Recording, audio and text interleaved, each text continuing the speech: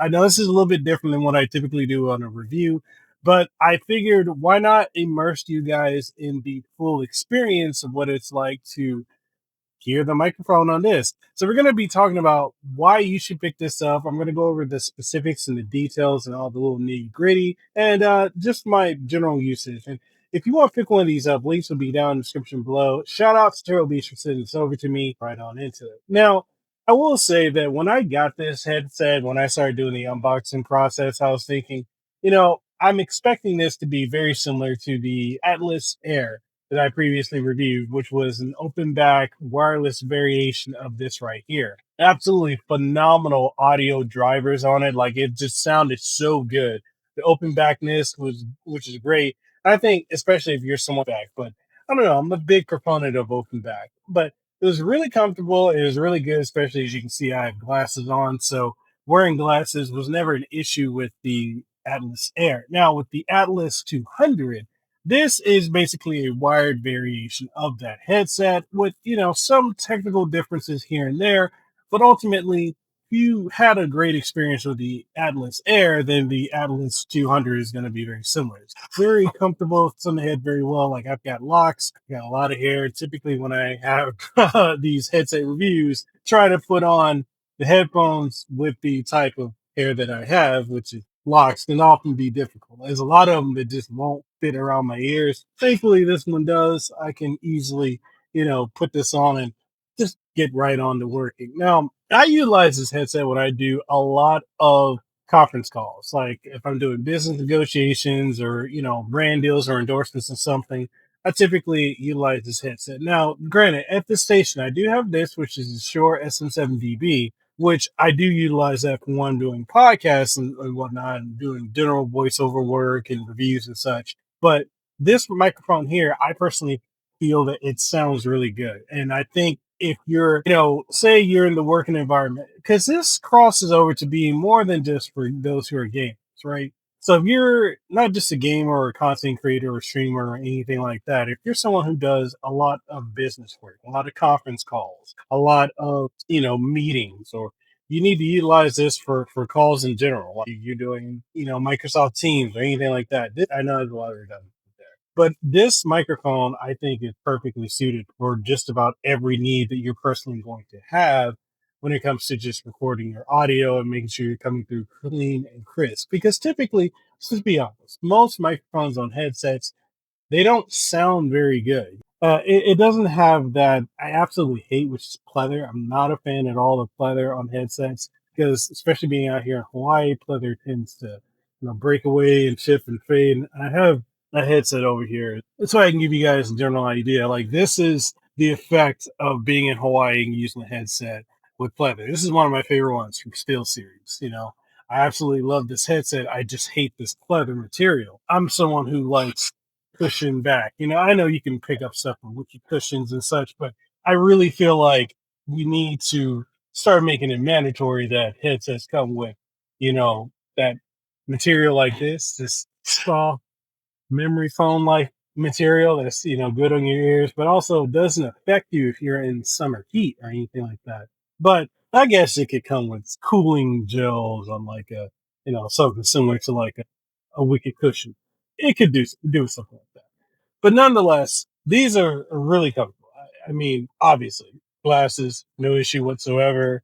Sitting on my head, you know, long, super long. And this is a fairly long cable. I think it's probably like 6 feet or so, this cable. And it comes with an adapter. It's a USB to 3.5 millimeter adapter. So basically, you plug the USB into your computer and then you plug in the 3.5 millimeter cable. But if you're using this on something like the PlayStation or on PC, then yeah, use that USB A to 3.5 millimeter adapter that comes with it, because then you can go into and start tinkering with all the different settings. If you want to change the way the mic sounds on it, if you want more of a clear type of audio tune, or if you want to tinker with it, like you can go into the settings, which I think the settings are pretty neat. I mean, they're not really too intrusive or anything like that. They get the job done. Updates and everything like that, and just tinker around with every little minute detail. But that's that.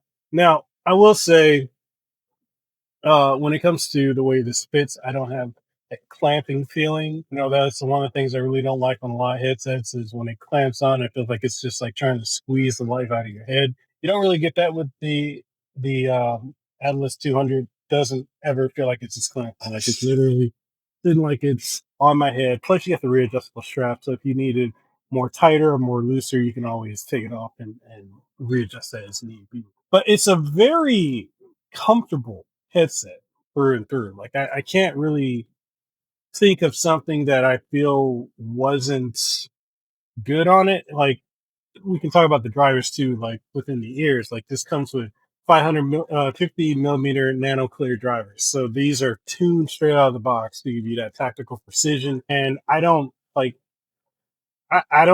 think anything sounds tinny. So like if I'm playing Battlefield, a Call of Duty, or even if I'm playing a fighting game or an RTS, like every sound that comes into these drivers just literally is crystal clear. And if you have other features, like if you're on a computer, if you want to use Windows Sonic headphones, or if you want to use Dolby DTS, yes, this headset is compatible with that. So you get that clear type of audio out of it. So that's good. The only thing I can say probably as a negative with this headset is the bass. That's the trade off. It's not the most bass heavy. You do get a full 10 band EQ, which allows you to fix the issue when it comes to bass. Like if you want to artificially tweak it so that you have better bass sound on it, then yeah, you can definitely do this. But you can also tinker it to get it wherever you want. So if you want that superhuman hearing for competitive play and phase 3D audio for virtual surround sound, all this is really here to be able to be tinkered however you want. One of the things too I want to touch on is with the Swarm 2 software is you can configure the noise gate.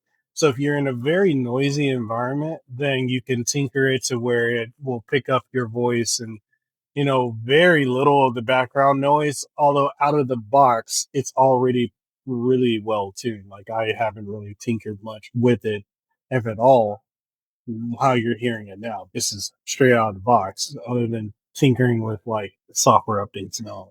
But other than that, like this really gives you that clarity from a microphone that I think needs to be more of a staple across the industry when it comes to making headphones. Like this should be the standard going forward. If you're a gamer balancing life, work, and family like me, honestly, this headset right here respects your time and your budget. I mean, this is not the most expensive headset on the market, but for what it does, man, it makes it do what it do. So let's go over the pros and cons, of everything that comes with this headset, and then I'll wrap it up and we'll chop it up from there. So pros, it's super lightweight. This is 280 grams. It's got a floating fit plus pro specs for all day comfort. Clear tactical audio with 50 millimeter drivers. Swarm 2 software unlocks EQ plus surround sound. And honestly, it's great. It's a great value for the money. But the weakness, the only con of this is the fact that the bass is terrible out of the box. It's something you're going to have to tinker with to get the bass to sound the way you want it to sound. Other than that, there's absolutely nothing wrong with this headset whatsoever. This is, if you're looking for a solid headset to use for just about everything, then this is what you're going to want. But that's my thoughts on the Turtle Beach Atlas 200 PC edition. What do you guys think? Is this a headset you're looking at picking up? Is it something you're already using, or are there alternatives you personally prefer? Let me know in the comment section down below.